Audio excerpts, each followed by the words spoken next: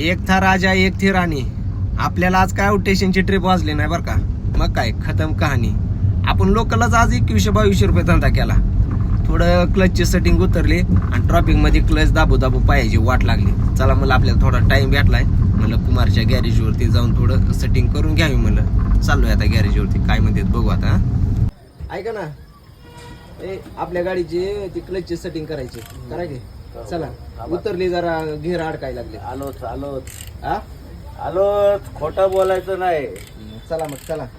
का तुम्हाला थोडं व्यवस्थित करा आणि ते जागच्या जागेवर घेर टाकून बघा ना, चालू करून. थोडं प्रॉब्लेम येतो असं वाटतं मला. थोडं लांब सडक हात घातला बाबा एकदाच.